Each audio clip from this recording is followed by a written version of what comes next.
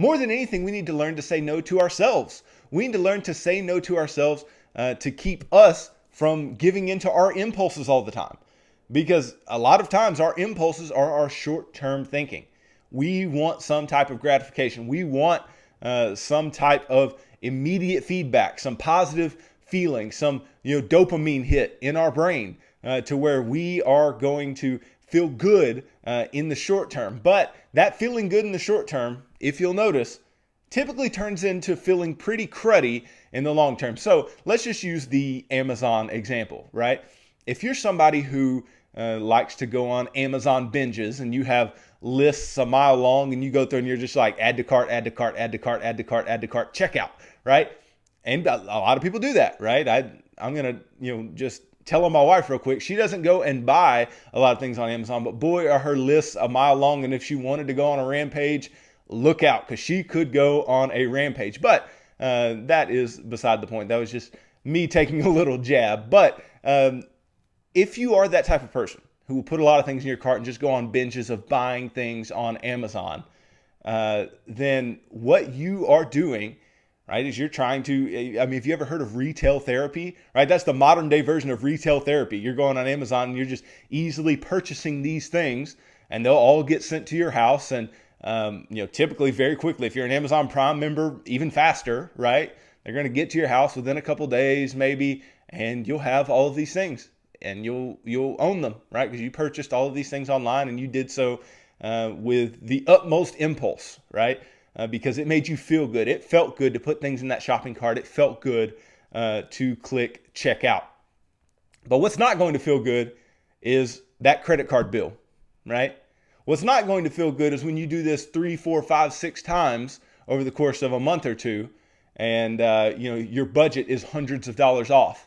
And you don't know where you're going to get that money from, or you don't know how you're going to make ends meet or pay bills because you spent so much money on Amazon.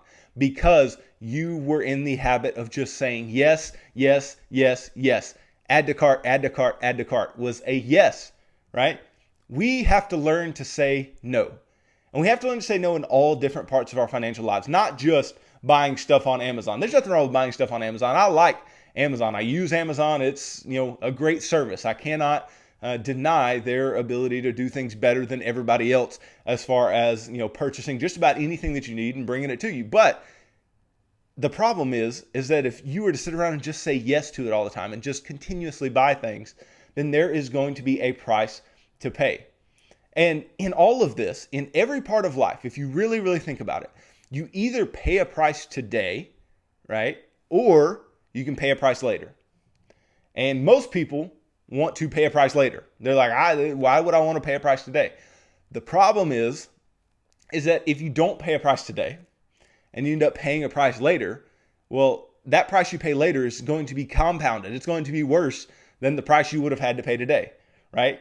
Just saying no to Amazon, right? This is a more shorter term example, but just saying no to Amazon a few times would allow you to be able to pay your bills and hopefully have a surplus of money in your bank account at the end of a month and be able to, live and be gratified by whatever that can do for you, right? You paid a price and you're able to receive something on the back end.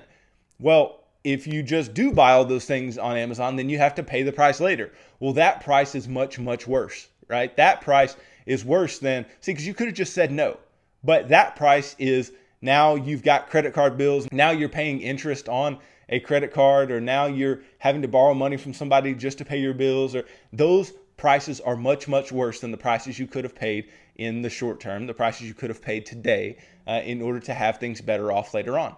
And again, every part of our financial lives is tied into this idea of delayed gratification and saying no.